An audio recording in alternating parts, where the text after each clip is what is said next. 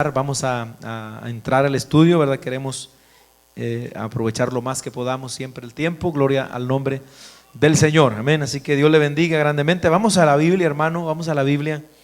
Bendito sea el Señor. Y vamos a estar en esta noche comenzando lo que va a ser el capítulo 3, del libro del Apocalipsis. Así que vamos a ir ahí. Apocalipsis, capítulo 3. Gloria a Dios. Apocalipsis capítulo 3. Y ahí vamos a estar leyendo. Y dice un amén, hermano, cuando lo tenga por ahí. Amén. Gloria a Dios. Dice la Biblia, en el nombre del Padre, y del Hijo, y del Espíritu Santo. Amén. Escribe al ángel de la iglesia en Sardis, el que tiene los 7 espíritus de Dios y las 7 estrellas, dice esto: yo conozco tus obras, que tienes nombre de que vives y estás muerto. Sé vigilante y afirma las otras cosas que están para morir, porque no he hallado tus obras perfectas delante de Dios. Acuérdate pues de lo que has recibido y oído, y guárdalo, y arrepiéntete, pues si no velas, vendré sobre ti como ladrón, y no sabrás a qué hora vendré sobre ti. Pero tienes unas pocas personas en Sardis que no han manchado sus vestiduras, y andarán conmigo en vestiduras blancas, porque son dignas. El que venciere será vestido de vestiduras blancas, y no borraré su nombre del libro de la vida, y confesaré su nombre delante de mi Padre y delante de sus ángeles. El que tiene oído, oiga lo que el Espíritu dice a las iglesias. Amén. Hasta ahí, hermano. Gracias te damos, Señor, en el nombre de Jesús. En tus manos preciosas nos ponemos, Señor, y te rogamos que tú nos ilumines, que tú nos enseñes, nos ayudes, y que tomes el control, Padre, total y absoluto de nuestros corazones, para que podamos estar receptivos, Señor, a tu palabra. En el nombre de Jesús te damos toda gloria. Amén y amén. Gloria a Dios. Tome su lugar, amados hermanos. Bendito sea el Señor para siempre. Bueno, amados hermanos, pues vamos a continuar con este estudio que verdaderamente, como lo hemos dicho desde el principio que comenzamos el libro del Apocalipsis, es un estudio que yo considero bien apasionante, hermano. Yo no sé si usted lo está disfrutando, pero yo lo estoy disfrutando, hermano. Amén. Porque ahí vamos, ¿verdad? Poco a poquito. Es como cuando usted tiene esa comida que tanto le agrada, tanto le gusta, se la come despacito, ¿verdad? Que ni quisiera que se acabara. Aleluya. Pero bueno, tenemos que ir avanzando, y yo creo, hermano, que pues hemos ido mirando muchas de las cosas que el Señor tenía en mente que su iglesia conociera, tanto la iglesia en el principio como la iglesia que iba a venir caminando a lo largo de los años, como lo hemos venido señalando. Y qué bueno, ¿verdad?, que podemos tener esta oportunidad hoy día de poder adentrarnos en este libro, hermano. De hecho, a este libro, ¿verdad?, nosotros comenzamos y dijimos que le íbamos a poner como un título a toda esta serie de mensajes del libro del Apocalipsis, que era lo que hay detrás del velo. Apocalipsis, lo que hay detrás del velo. ¿Por qué? Porque si usted se recuerda, vimos que el Apocalipsis, eso es precisamente lo que significa. Toda la revelación que Dios quiso darnos de las cosas que vendrán en un futuro, hermano. Y bueno, para aquel tiempo del apóstol Juan, que es el que escribe esta revelación de Jesucristo, pues para él eran algunas cosas que todavía no pasaban, era profecía. Para nosotros actualmente muchas de esas cosas pues son historia ya, pero nosotros también sabemos que el libro del Apocalipsis también es un libro profético. Así que hoy vamos a continuar con lo que sería la quinta iglesia que recibe un mensaje de parte del Señor Jesucristo. Y esta es la iglesia de Sardis. Entonces, a manera de recordatorio, acuérdese que cada una de las iglesias representa un periodo en el cual la iglesia cristiana ha venido pasando. Y desde la iglesia primitiva hasta la iglesia actual, hermano. O sea que nosotros actualmente también vamos a ver cómo aquí en el Apocalipsis se dijo por el Señor ese tiempo en el cual la iglesia actual viviría también, porque ya vimos el tiempo en el que vivió la iglesia apostólica desde el año 33, donde se formó la iglesia cristiana, donde comenzó la iglesia el día de Pentecostés, hasta el año 100, la iglesia de Éfeso. Del año 100 al 250 aproximadamente, la iglesia de Esmirna. Después vimos la iglesia de Pérgamo, del 350 hasta el 500 más o menos. Y luego vimos la iglesia de Tiatira, que la iglesia de Tiatira, ¿se acuerdan que lo que vimos fue que representa esa iglesia papal? Es decir, ese periodo de la historia donde entró lo que es el catolicismo romano. Y bueno, estuvimos dando bastantes reseñas de lo que había en esa época y cómo se consideró también el periodo del oscurantismo por toda la oscuridad espiritual, hermanos, y moral que hubo en esos días, hermano. Imagínese usted más de 1500 años, perdón, más de 1000 años, poquito más de 1000 años, que la iglesia católica estuvo controlando todo el mundo, prácticamente todo el mundo, hermano. Era un control brutal, terrible. De tal manera que tenía, por supuesto, la vida espiritual de las personas por el suelo.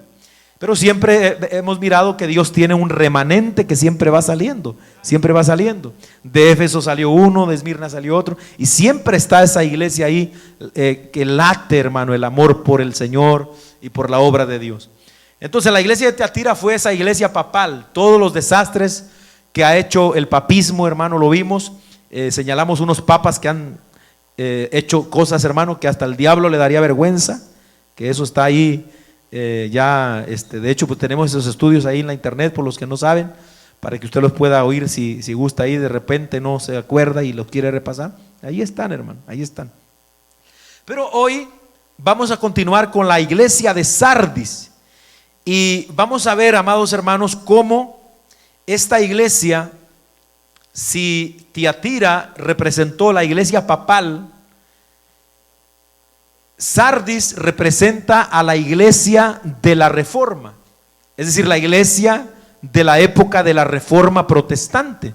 Y vamos a ver cómo la descripción que el Señor nos da aquí en esta carta que se escribe a esta iglesia cabe y muy bien, hermanos, se acomoda a lo que sucedía en ese periodo de la historia, que aproximadamente sería desde el año 1500 hasta el año 1700 aproximadamente. Amén. Es lo que representa esta iglesia de Sardis desde el año 1500 hasta el 1700, y es la iglesia que se conoce el periodo de la iglesia reformada. En primer lugar, como ya vimos, hermano, el versículo 1 nos dice aquí que la carta está dirigida al mensajero de la iglesia. Yo creo que a esta altura todos entendemos que cuando dice escribe al ángel de la iglesia, sabemos que se refiere al pastor de la iglesia. ¿Por qué? Porque la palabra ángel significa mensajero. Eso es lo que significa la palabra ángel, un mensajero. Entonces, por esta razón es que el mensajero es quien es el pastor, tiene un mensaje también en esta iglesia de parte del Señor. Y como hemos visto en las cartas anteriores, esta iglesia de Sardis, no tenemos ningún registro en la Biblia cuando se haya formado, pero siempre podemos también tomar esos viajes de Pablo, misioneros, mayormente lo que se relata en el capítulo 19, versículo 10, que hemos tomado como referencia para ver que posiblemente de ahí fue que se empezó estas iglesias, donde Pablo predicó por toda la región de Asia, y algunos convertidos ahí posiblemente entonces empezaron a trabajar, y después ya Pablo empezó a trabajar ahí también, y después la iglesia creció y ahora se hizo una comunidad fuerte, grande ahí, y el Señor toma esta ciudad de Esmirna, que pertenece, como hemos dicho, a lo que es Asia en aquel tiempo. Hoy se le conoce como Asia Menor, para diferenciarlo del continente asiático, que no tiene nada que ver. Recuérdese que cuando la Biblia habla de Asia, no habla de China, ni de India, ni de ¿cuál otro está en Asia? De Japón, sino que está hablando de Turquía, principalmente lo que hoy es el país de Turquía. Entonces, este mensaje, hermano, vemos que en los tiempos en que se escribe esta carta, se podría decir, para que tengamos un poquito de una reseña histórica sobre la ciudad de Sardis, se podría decir que en los tiempos en que se escribe esta carta, que fue aproximadamente en el año 96, 95, se podría decir que los mejores años de la ciudad de Sardis habían pasado. Sardis fue la capital del antiguo imperio Lidia. Este imperio que estuvo vigente desde el año 1300 antes de Cristo hasta el 546 antes de Cristo, ¿verdad? Ahí existió en esa región de Asia un imperio, hermano, por cerca de 800 años, que era un imperio muy fuerte, y que prácticamente ahí comenzó esa ciudad.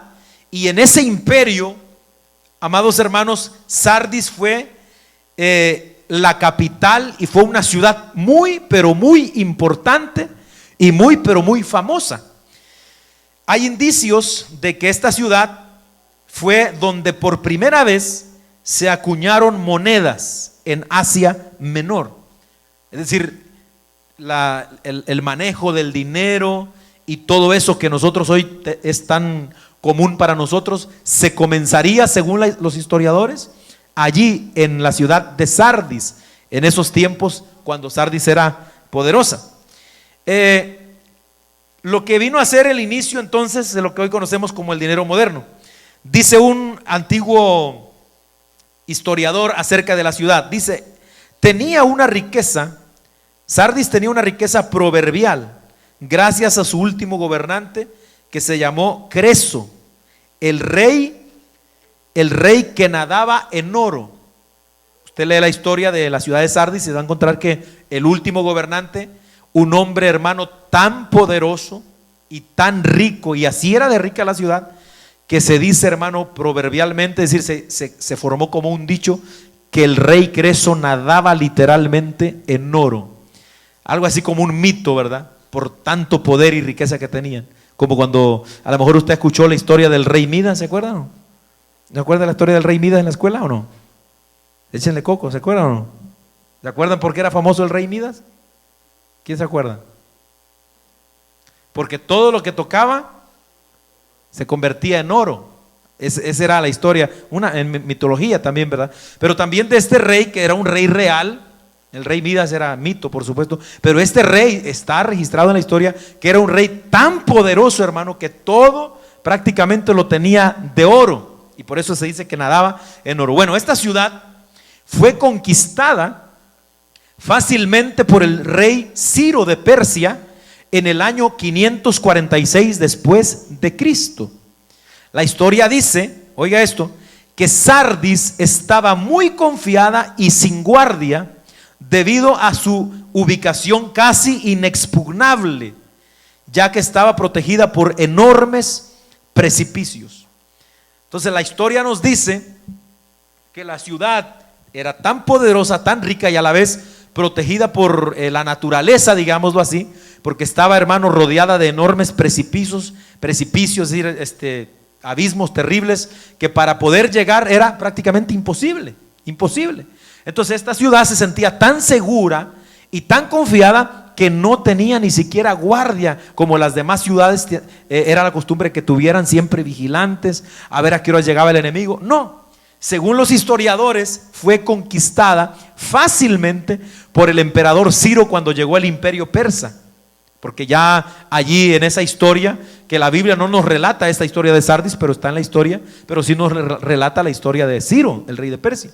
Llegó y la conquistó fácil. ¿Cómo la conquistó? Dicen los historiadores que parece ser que lo que sucedió fue que uno de los soldados que estaban por ahí despistados, de repente perdió se le cayó una parte de su armadura y el soldado, así confiados como eran, descendió por un camino secreto para ir a agarrar su parte de la armadura que se le cayó.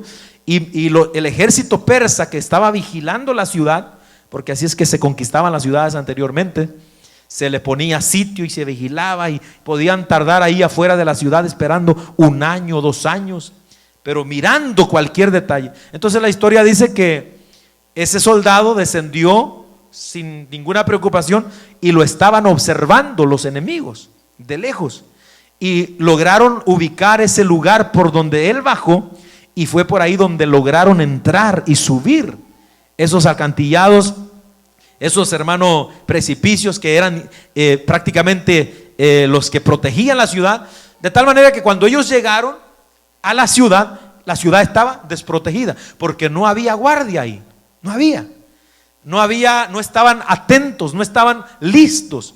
¿Sabe por qué? Porque ellos estaban confiados en su poder, en su grandeza y en todo lo que los rodeaba naturalmente, que decían, ¿quién nos puede tocar a nosotros?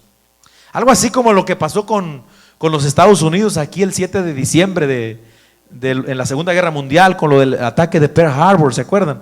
En la historia, así los agarraron. Aquí cuando atacaron a Estados Unidos, el 7 de diciembre fue un ataque sorpresa, destruyeron todo a su paso en Hawái. ¿Qué estaban haciendo los soldados? En calzones, durmiendo, bien tranquilos, comiendo, jugando, y ¡pa!, le cayeron encima. Por eso fue que hicieron tanto daño. Bueno, así dice la historia que se conquistó a Sardis fácilmente. ¿Cuál fue la razón? Estaban muy confiados. Después de esto, de que fue conquistada la ciudad por Persia, por Ciro el persa, en el 546, vemos que pasó a mano de los griegos, que fue el próximo imperio que llegó y que derrotó a Persia. Vino Alejandro Magno y derrotó a Ciro, y entonces el imperio griego dominó. Después del imperio griego viene el imperio romano, y ahí va Sardis pasando de imperio a imperio, de mano en mano. Y mientras va siendo conquistada la ciudad, va perdiendo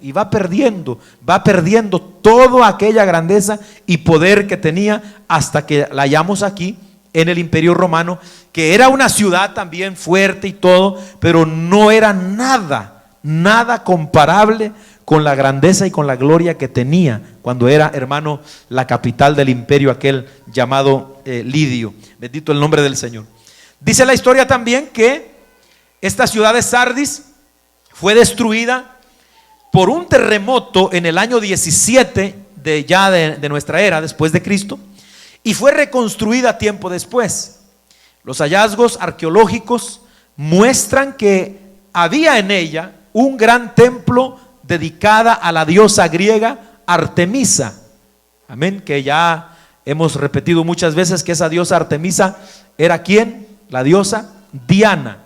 Artemisa era el nombre griego, y el nombre romano era la diosa Diana. Solo para que usted tenga una idea y se recuerde de esto, los dioses paganos, como las vírgenes y todo eso, son exactamente los mismos siempre, los mismos. ¿Qué es lo que sucede? Que solamente de cultura en cultura van cambiando de nombres. Por ejemplo, la Virgen de Guadalupe viene representando a esa diosa Diana, que estaba allá en Roma. O la Artemisa de Grecia es la misma Guadalupe de México, es la misma Virgen, y la misma Virgen Guadalupe de México es la misma del cobre de Cuba, solo que tiene nombre diferente, pero siempre es la mamá con el niño cargado. Chequese ese dato, eso es interesante en la historia de lo que es la idolatría. Es lo mismo. Entonces, las ruinas o los hallazgos arqueológicos muestran que había un grande templo ahí. Y también se han encontrado restos de una de las sinagogas judías más grandes de la época. allí en Sardis también había una grande comunidad entonces de judíos, y usted puede ver las ruinas si busca en internet, ahí están. Todavía las ruinas de una sinagoga. Es impresionante cómo se ve bien conservado todavía el piso y las columnas, y eso es tremendo, hermano, tremendo. Hoy día la ciudad de Sardis está en una provincia de Turquía actual, y la ciudad se llama Sart con T al final, Sart, en Turquía. Ahí está. Bendito el nombre del Señor. Bueno, eso sería algo un poquito de la historia de la ciudad. Ahora pasamos a ver el significado de lo que es la palabra o el nombre Sardis. Y Sardis significa literalmente residuo. Eso es lo que significa Sardis: residuo, remanente. O puede también significar lo que ha escapado, que es prácticamente lo mismo, un residuo, remanente, lo que ha sobrado, lo que ha escapado. Eso es lo que significa la palabra Sardis. Ahora, aquí es donde entramos ya para ver lo que representaba la época, hermano, la época de esta ciudad, de esta iglesia. Esto corresponde perfectamente con lo que sucedió en esta época de la iglesia. ¿Qué fue? El periodo de la Reforma produjo en la iglesia un nuevo principio, un retorno a la Escritura como única regla de fe, pero sus fuerzas no duraron lo suficiente como para evitar caer en un formalismo frío y religioso. En muchos de los casos, después de la Reforma, la iglesia era una iglesia aparentemente viva, pero en realidad estaba muerta y se había convertido en una iglesia estéril. Ahora, aquí es donde entonces comenzamos a ver el periodo que representa. ¿Por qué? Volviendo un poquito a Tiatira, en Tiatira, acuérdese que se desarrolló el sistema católico y vimos todas las herejías que se empezaron a enseñar, lo de la Virgen María, lo de la adoración a los santos, lo de la intromisión de la misa, el culto, la adoración de las imágenes y la enseñanza del purgatorio y todas esas cosas. Usted sabe cómo estaba todo.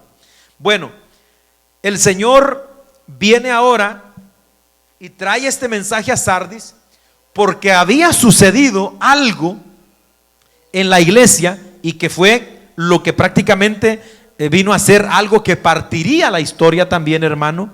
Amén. O sería un gran cambio en la historia, que fue lo que sucedió en la era de la Reforma Protestante, mayormente del año 1517 hacia acá, hermano.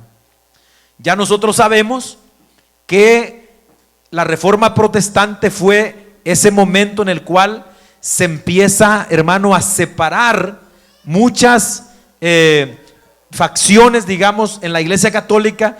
Empiezan a ver todo lo malo, lo sucio, lo podrido que estaba el sistema católico romano.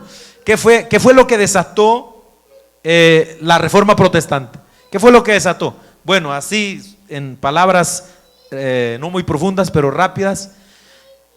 Martín Lutero, que era un monje católico, en primer lugar, él no tenía la intención, hermano, de dividir a la Iglesia Católica. Según los historiadores y lo que uno puede leer también en sus libros, él tenía la intención de reformar a la Iglesia Católica. O sea, él fue a Roma, porque Roma era el centro de la iglesia y todo, pero vio toda, hermano, la basura moral que había en Roma. Regresó a Alemania decepcionado.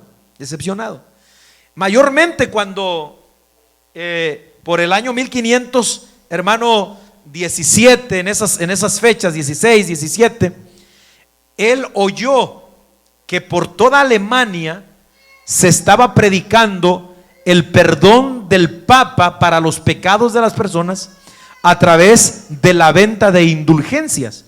¿Qué era la venta de indulgencias?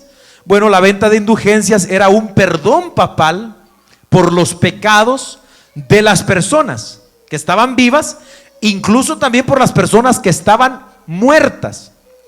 Entonces, ¿qué fue lo que provocó esto? Bueno, por supuesto, la ambición del Papa León X, que era el que gobernaba ahí. Entonces, cuando Martín Lutero empezó a oír que había por ahí predicadores, mayormente uno llamado Juan Tetzel, por toda Alemania, que se paraba en las calles y que empezaba a predicar que el Papa tenía aquí la bula papal, el anuncio del Papa, que la gente viniera porque estaba el Papa dándole perdón a la gente, que la gente podía comprar una indulgencia para los pecados que había cometido. Y no solo ese tipo de indulgencia, sino que también había una indulgencia que se le llama la indulgencia, o se le llamaba la indulgencia plenaria, es decir, total, que dependiendo usted sabe, del dinero que la gente pudiera pagar, pues así eran los pecados que se le podían perdonar. Así era el asunto. Entonces, los que podían pagar por pecados que habían cometido, pues pagaban y quedaban perdonados, porque ahí estaba la firma del Papa y el anillo del Papa.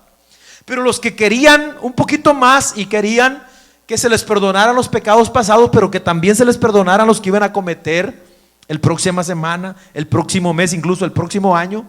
Amén. Entonces, ellos compraban poquito más caro o mucho más caro la indulgencia plenaria. Y entonces la compraban y salían a pecar y vivían sus vidas, hermano, desenfrenadas. Entonces Martín Lutero empezó a oír eso y a ver eso. Y vemos, hermano, que esto fue lo que causó en Lutero, hermano, este choque en su fe, porque este era un hombre que amaba verdaderamente a Dios. Y mayormente cuando él tuvo, hermano, la oportunidad de leer, porque pareciera ser que en aquel tiempo todavía no había una apertura total a la escritura, aunque Martín Lutero era un hombre, hermano, muy preparado y todo, pero llegó un momento en el que él tuvo el acceso, hermano, de poder leer en la Biblia el pasaje de la carta del apóstol Pablo a los romanos, en el capítulo 1, versículo 17, donde se lee que dice que el justo por la fe vivirá. Y él empezó, hermano, a entender, y Dios a mostrarle que la salvación no se podía comprar, que el perdón de los pecados no se podía comprar con dinero. Entonces cuando él miraba a este hombre que andaba por ahí predicando y que la gente se amontonaba y compraba las indulgencias, y que le decía este hombre: mientras más rápido ustedes echen el dinero en el cofre que traigo aquí, mientras más rápido suene la moneda dentro del cofre, más rápido sale el alma de su familiar del purgatorio, así que vengan. Y asustaba a la gente con eso, y la gente iba y daba para que las almas de sus parientes salieran del purgatorio.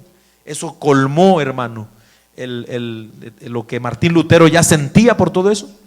Y entonces fue lo que lo motivó a él, ¿a qué? A escribir lo que el día de hoy se conoce como las 95 tesis de Martín Lutero, que fue y clavó a la catedral de aquella ciudad de Wittenberg en Alemania. ¿Cuándo fue eso? El 31 de octubre de 1517. Y eso provocó que a Martín Lutero lo excomulgaran unos años después. Primero lo llamaron para que se retractara. Estoy contando la historia así parafraseada. Martín Lutero lo convocaron a un concilio con todos los obispos de Alemania y le dijeron: estamos aquí porque has escrito estos libros y esto es una herejía, y si te arrepientes quedas perdonado, pero si no te arrepientes vas a enfrentar el juicio del Papa y no sé qué. Entonces lo llamaron, y Martín Lutero, en uno de esos juicios, dijo: si ustedes me prueban con la escritura que todo lo que yo he escrito ahí es en contra de Dios, en contra de la Biblia, me retracto. Pero si no me lo pueden probar, no me puedo retractar de eso, porque no puedo ir en contra de mi conciencia. He escrito eso ahí, eso es lo que mi conciencia me dicta, y no me retracto de nada. Que Dios me ayude, dijo. Eso fue lo que dijo. Y con eso, por supuesto, quedó prácticamente excomulgado. Después Martín Lutero salió, se fue a esconder por allá, porque lo empezaron a buscar para matarlo por hereje. Y mientras estaba escondido, él empezó a traducir la Biblia al idioma alemán. Y todo esto, hermano, empezó a fomentar este movimiento anticatólico, antiopresor en toda Europa. en toda Europa. Ya unos años antes había habido gente como, quizá usted se recuerde que le he mencionado anteriormente a Guillermo Savonarola, a uno que se llamó Zwinglio, un suizo, y a Juan Hus también. En la historia son gentes que comenzaban, pero fue mayormente Martín Lutero, después Juan Calvino, los que empezaron a disparar esto, hermano. Y entonces esto, hermano, empezó a traer muchas traducciones de la Biblia, porque Martín Lutero, mientras estaba huyendo y estaba escondiéndose para que no lo asesinaran, él tradujo la Biblia del latín al alemán, porque hasta esa fecha y hasta el año 1900, por lo que yo tengo entendido, lo que he estudiado y lo que he escuchado a gente antigua, hasta el año 1960 y algo, 60 y algo, fue que la Iglesia Católica cambió el idioma oficial de la iglesia, porque hasta esa fecha era latín, hermano, y las misas se daban en latín. O sea que el pueblo quedaba ignorante de todo lo que se hacía y se decía. Entonces, ¿a quién le convenía tener al pueblo ignorante? Al Papa, porque si el pueblo no sabía nada, pues ¿qué iba a decir, hermano? Pero cuando la gente empezó a leer la Biblia en alemán, y después en Francia se empezó a traducir la Biblia también, y después en España y en Inglaterra empezaron la gente a despertar. A esto se le llamó la Reforma Protestante, porque la gente empezó a leer la Biblia en su propio idioma y ya no se tenían que conformar nomás con lo que el cura decía, con lo que los párrocos decían, los obispos, los cardenales, hermano, en latín sin que nadie entendiera. Y esto empezó a producir un avivamiento, hermano, dentro de la iglesia que por más de 1000 años había estado, hermano, muerta prácticamente, que era la iglesia católica, había estado corrompida y todo eso. Y entonces vemos que en este tiempo, hermano, surge la reforma, trae una nueva vitalidad a la iglesia, pero como lo vamos a ir describiendo adelantito, no fue algo que perduró mucho. Por eso cuando el Señor escribe la carta aquí, teniendo en mente esto en la historia, llegamos aquí al versículo 1 donde estamos leyendo, y Él dice: el que tiene los 7 espíritus de Dios y las 7 estrellas, dice esto. Oiga, ¿por qué el Señor dice así? ¿Por qué se describe como el que tiene los 7 espíritus de Dios y las 7 estrellas? En primer lugar, esta presentación es muy significativa. ¿Por qué? Porque hace una clara alusión al único que puede proveer la vida a la iglesia. ¿A quién? ¿Qué representan los 7 espíritus de Dios? Como vimos en Apocalipsis 1, al Espíritu Santo. ¿Quién es el único que puede darle vida, hermano, vitalidad, vigor, poder, unción a la iglesia? Sino el bendito Espíritu Santo de Dios.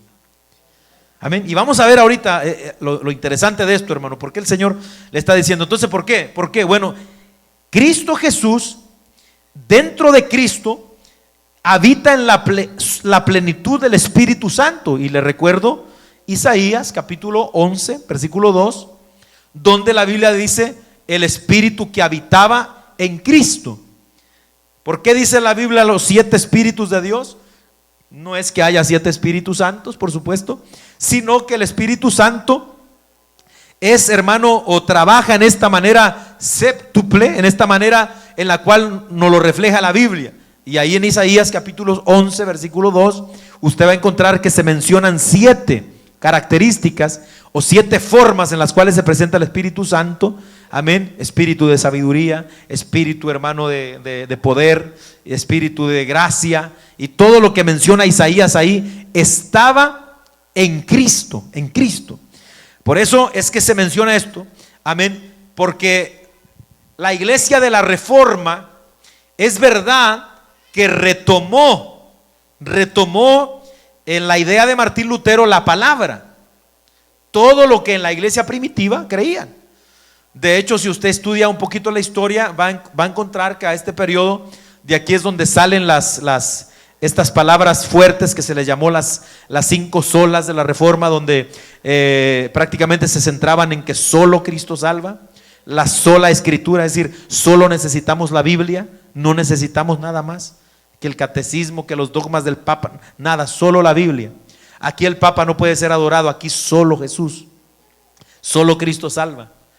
Aquí no se le da la gloria a los hombres como estaban acostumbrados a dárselo al Papa. Solo a Dios es la gloria, decían la Reforma. Y adoptaron todo esto, hermano, solo por gracia. La sola gracia, es decir, somos salvos no porque paguemos dinero, no porque paguemos mandas, no porque le prendamos la vela a la Virgencita. Somos salvos porque solo la gracia de Cristo nos salva.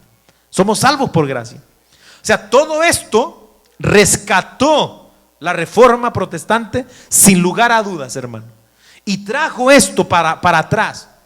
Pero el asunto fue que no fue suficiente lo que sucedió en esa época, de tal manera que vamos a ver cómo la iglesia empezó a caer, hermano, en esto que tanto criticaba a la Iglesia Católica Romana.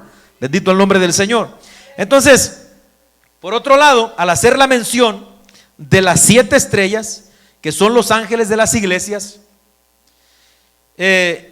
podemos pensar también que aquel que soporta a los responsables de dirigir a las iglesias es el único que puede decirles qué hacer para remediar la situación que él sabe que está sucediendo. Por eso el Señor se presenta como el que tiene los 7 espíritus y el que tiene a las 7 estrellas, que son ¿qué? A los ángeles, a los líderes, a la gente que está al frente de la obra.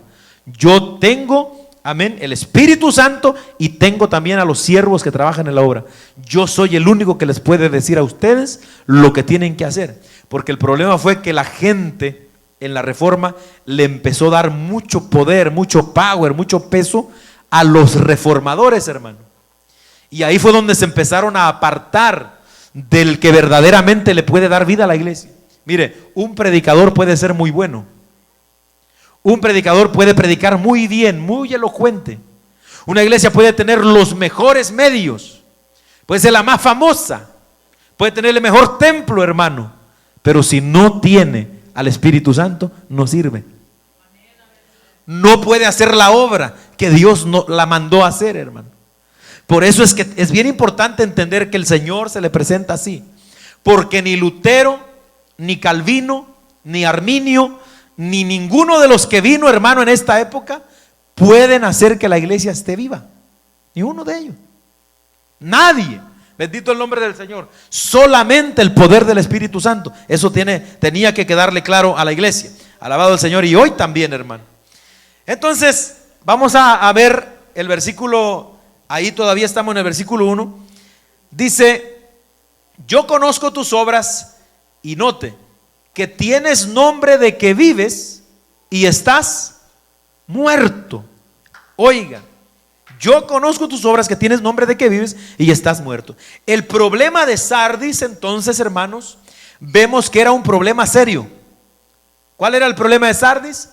Todo eran apariencias. Amén. Todo eran apariencias prácticamente. Tenía una muy buena reputación ante las demás iglesias, pero su realidad era otra. Al igual que la ciudad, solo quedaba el recuerdo de lo grande, hermano, que había sido en un principio. ¿Se acuerdan que hablamos ahorita de la ciudad de Sardis? Ellas se conformaban con sentirse que un día fueron poderosos, que un día fueron grandes, que un día hicieron esto, que un día hicieron aquello otro. Entonces Sardis representa la época de la Reforma. ¿Por qué? Porque cuando comenzó la Reforma en 1517 comenzó como un boom, hermano, y todo era poder y todo era, hermano, esa pasión y eso.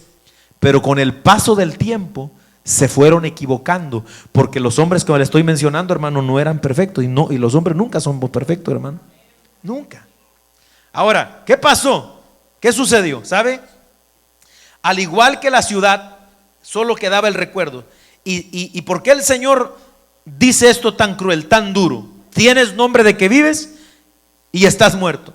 Porque la Biblia nos dice, hermano, que si hubo algo que provocó la ira santa del Señor mientras estuvo en la tierra, era precisamente esta actitud. Gente religiosa que aparentaba, hermano, tener una vida, pero que en realidad estaban llenos de muerte por dentro.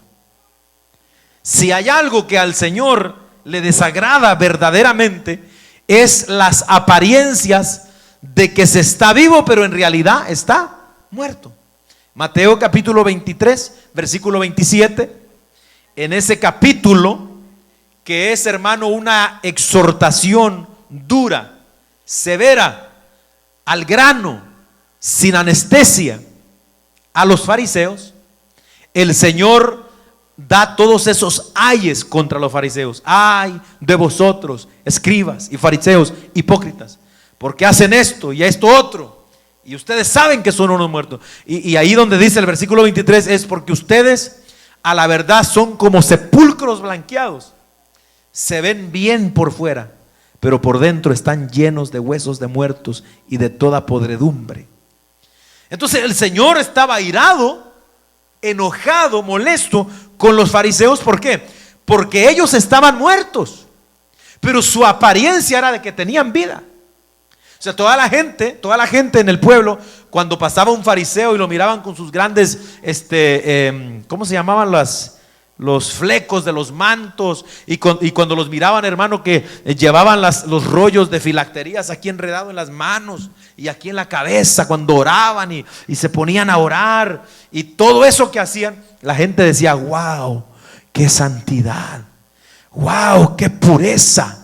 Cuando hacían esas largas oraciones en las plazas, o cuando iban a las casas de las viudas y hacían enormes oraciones, hermano, la gente se quedaba con la boca abierta. Esa gente es santa, esa gente es piadosa, esa gente tremenda. Pero sabe, estaban muertos.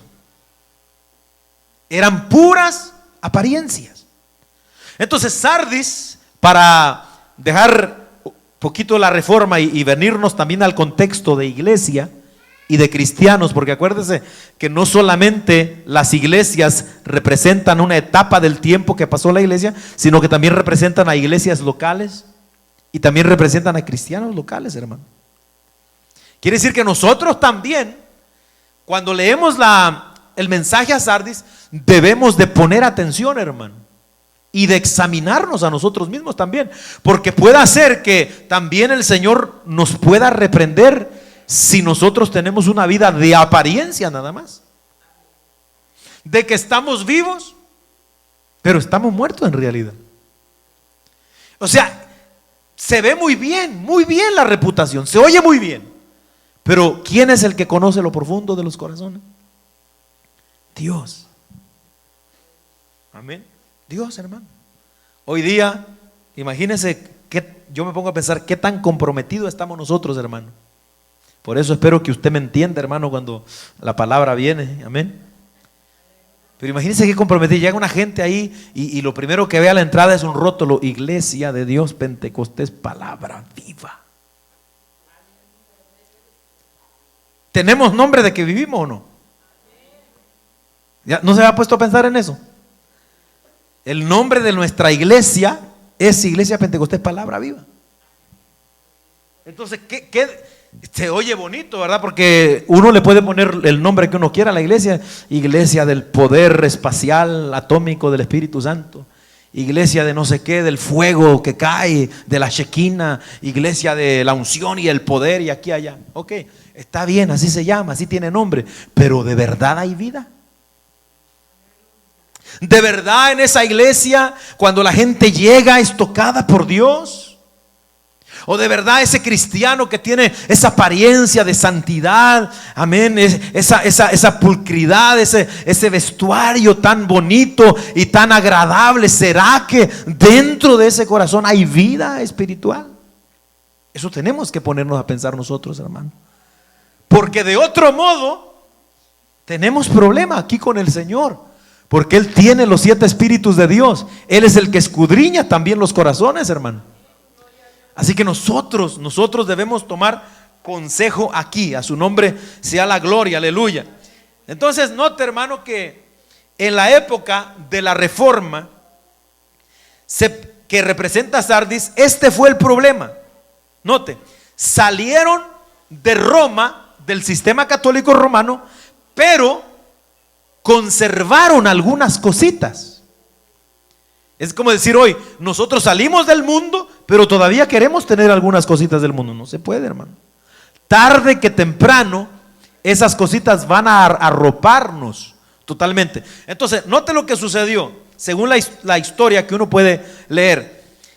Oiga, se convirtieron al igual que Roma en iglesias del Estado. ¿Qué era lo que condenaban los reformadores? No puede ser posible. La iglesia no puede estar mezclada con el Estado, que el gobierno vaya a controlar a la iglesia. No, la iglesia no es para mandar al gobierno tampoco. Tiene que haber una separación, y hubo pleito y hubo pelea. Pero ¿sabe qué pasó con las iglesias protestantes? También con el paso del tiempo, cuando murió Lutero, cuando murió Calvino, empezaron a convertirse en iglesias del Estado. O sea, que exactamente lo mismo que hacían los papas estaba sucediendo ahora con las iglesias reformadas.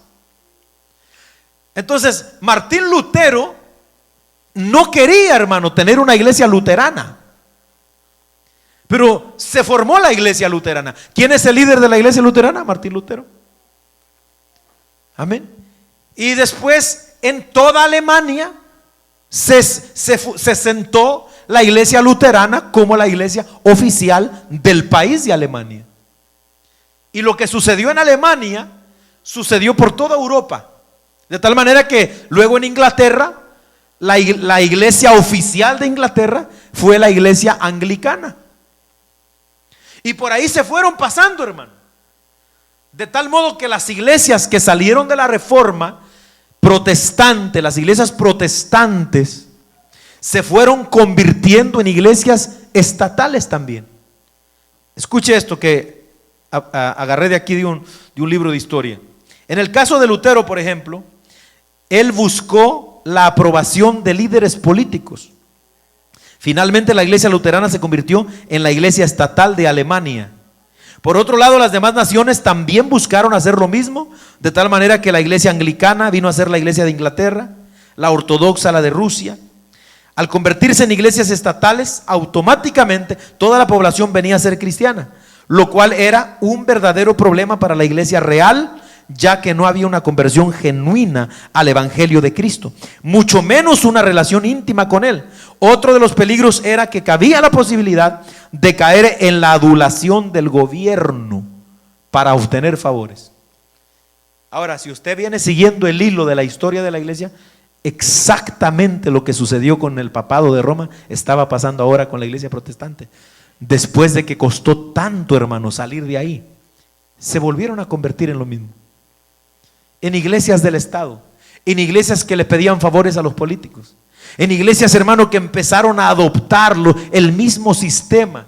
Si no te conviertes, te mato. ¿Sabe que Juan Calvino, la historia registra, hermano, que asesinó, literalmente asesinó, y dio su consentimiento para matar a un opositor de él? Estamos hablando de Juan Calvino. ¿Por qué? Porque él quería convertir a toda Ginebra, Suiza, en cristianos, a la fuerza, por la fuerza.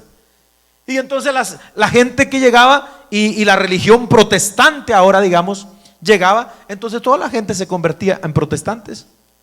Los reyes se hacían protestantes también, al igual que como sucedía en Roma. ¿Y qué pasaba? La gente no se convertía. La gente solamente cambiaba de religión. Es como darle vuelta al calcetín nomás, hermano. Y esto empezó, hermano, ¿a qué? A traer de vuelta la mortandad, la mortandad, la mortandad. Bendito el nombre del Señor. Entonces, por eso es que la historia nos narra, por si usted quiere saber un poquito de esto, que a lo mejor esto ya es extra, pero usted sabe que la iglesia protestante y la iglesia evangélica no es lo mismo. Por esta razón, hermano, fue que nació la iglesia evangélica. Nosotros hoy nos consideramos más que protestantes, nos consideramos evangélicos. Una iglesia evangélica. ¿Por qué? Después de este adormecimiento de la iglesia, hermano, por ejemplo, mire, los reformadores no abandonaron muchas de las prácticas y ceremonias de la iglesia católica, tales como el bautismo de infantes. Martín Lutero todavía bautizaba a los niños. ¿Cuáles otras? El bautismo por aspersión, echarle agüita en la cabeza a la gente, a los niños. Por ejemplo, la idea de que en la celebración de la misa, en la hostia, está literalmente el cuerpo y la sangre de Cristo. Eso lo creía Lutero también. ¿Escuche eso? Ahora, las iglesias protestantes también formularon sus propios confesiones de fe, credos y dogmas, al igual que el sistema romano. Se volvieron muy organizadas y calculadoras pero carentes de toda vida espiritual. Vaya a ver a una iglesia luterana, hermano, haga cuenta que usted llegó al cementerio hoy. Vaya a una iglesia, hermano, de estas, ¿verdad? De históricas, presbiterianas, y esto, hermano, haga cuenta que usted entró a la nevera. No se mueve, pero ni una mosca ahí, hermano. No hay vida espiritual. Por eso es que cuando nosotros decimos somos la iglesia del Dios viviente, es que tiene que haber algo ahí, hermano. Es que si la gente llega ahí, tiene que saber que ahí está Dios. El Espíritu Santo está donde está la iglesia del Dios viviente, hermano. Alabado el Señor. Entonces esto empezó a suceder. La iglesia que había vuelto a la palabra, que había vuelto a la fe, a solo salvos por fe, la iglesia que había vuelto solo a darle gloria a Dios y ha vuelto, hermano, a reprobar a todo lo falso, se había dormido. Tuvo nombre de que vivió en un momento, pero estaba muerta ahora. Pasaron algunos años y ya en el 1600 y algo estaba muerto el asunto. Y usted ve que ahí fue donde se hicieron las grandes confesiones de fe, como la confesión de fe bautista, las confesiones de fe presbiterianas y todas esas que son prácticamente dogmas, al igual que Roma, dogmas. Esto es lo que creemos y punto. Que alguien dice lo contrario, no, esto es lo que creemos y se acabó. Escuche eso, hermano. ¿Pero qué? ¿La Biblia? No, los dogmas que ellos hicieron. La confesión de fe, esto y esto y esto y esto y esto y esto, y esto es lo que creemos, y aquí en el concilio lo ratificamos y punto, y aquí no nos saca nadie. Y por eso es que estas iglesias reformadas o protestantes, hermano, como lo que estamos señalando, todas esas iglesias niegan, hermano, lo que es el mover del Espíritu Santo hoy. Estas son las iglesias que dicen que eso del Espíritu Santo, que el bautismo del Espíritu Santo, que las lenguas, que los dones, que esa gente está loca, que eso es del diablo. Esos son los que están diciendo hoy eso, hermano. Muchas de las iglesias protestantes están en contra del arrebatamiento de la iglesia. No creen que Cristo viene por la iglesia. O no creen en el arrebatamiento prácticamente, hermano. Entonces, ¿qué pasa? Después de ahí, un dato así rapidito, se levanta la iglesia evangélica, como quien dice. ¿Qué es la iglesia evangélica? La iglesia que reacciona. Y hubo pequeños grupos de gentes que empezaron, hermano, a distanciarse también de los protestantes. Es decir, como de la iglesia luterana, la iglesia anglicana, las iglesias estas calvinistas. Empezó a salir grupitos de gente de ahí, hermano, para decir, no puede ser que estemos dormidos, no puede ser que estemos muertos, no puede ser que volvamos a lo mismo. Tenemos que vivir para Dios, tenemos que consagrarnos. Y usted va a buscar en la historia que salieron grupos como los puritanos, que fueron los que salieron de esas regiones para acá. Estados Unidos fue fundado mayormente por migrantes puritanos, es decir, evangélicos que salieron del protestantismo. Oiga eso, de la ritualidad fría y todo eso.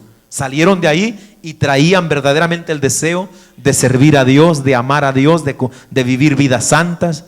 Los puritanos, los pietistas, los hugonotes en Francia, los valdenses en Italia. O sea, grupos de gentes que empezaron a decir, no, la iglesia no es así. La iglesia no son normas, la iglesia no son rituales, la iglesia no son liturgias de que hagamos así, de esta manera y de la otra manera. La iglesia de Cristo es una iglesia que ama su palabra. Y volvieron a tener reuniones de estudios de oración, bíblicos, reuniones de oración para avivar la llama del fuego de Dios en ellos, hermano. Y por eso es que estos movimientos se corrieron por todo el mundo. Y acá en los Estados Unidos llegaron los puritanos. Y eso fue lo que comenzaron a evangelizar todo aquí. Y de aquí mandaron misioneros para Centroamérica. De aquí mandaron misioneros para México. De aquí mandaron misioneros para otras partes del mundo. Y se comenzó a extender la iglesia evangélica. ¿Qué? Nuevamente el retomar la enseñanza de la palabra, de la oración, pero sobre todo de consagrar sus vidas para Dios. Usted ve toda esa, vea, cheque las fotos de la gente en esos tiempos, hermano, los dibujos, ¿verdad? Los retratos, eran gentes santas que vivían para Dios. De hecho, hay comunidades todavía en Centroamérica de los pietistas, de esta gente, hermano, que tenían esta idea de, bueno, nos separamos del mundo, Nosotros no vamos a separar del mundo, no queremos nada que ver con el mundo. Vamos a adorar a Dios, vamos a servir a Dios. No nos vamos a mezclar con política ni nada, solo vamos a adorar a Dios. De ahí es que nace la iglesia evangélica, hermano. Por eso es que nosotros ahora no tenemos nada que ver con política. Todas esas iglesias protestantes, todos están metidos con los políticos, toda esa gente, hermano. Pero ¿de dónde nace la iglesia evangélica? Entonces, de la separación que hubo, hermano, de esos grupos que se empezaron a dormir, que empezaron a morirse, a volverse fríos, muertos, indiferentes. Aleluya. Entonces, amados hermanos, de ahí es que sale, a su nombre sea la gloria, aleluya. Entonces, mis amados hermanos, vamos a dejarle por aquí para continuar con la ayuda del Señor el próximo martes y terminar. ¿Cuál es el consejo que el Señor le da a esta iglesia? Tienes nombre de que vives, pero estás muerto. Pero el Señor le dice que haga algo. Y eso es lo que vamos a ver el próximo martes para entender qué es eso que la iglesia tiene que hacer y tiene que tener en mente para volver a donde Dios quiere que la iglesia esté, hermano. A su nombre sea la gloria, aleluya. Vamos a dejarle por allí. Bendito es el nombre del Señor. Y vamos a darle gracias a Dios en esta preciosa noche. Aleluya. Pongámonos de pie. Padre, te damos muchas gracias en el nombre de Jesús.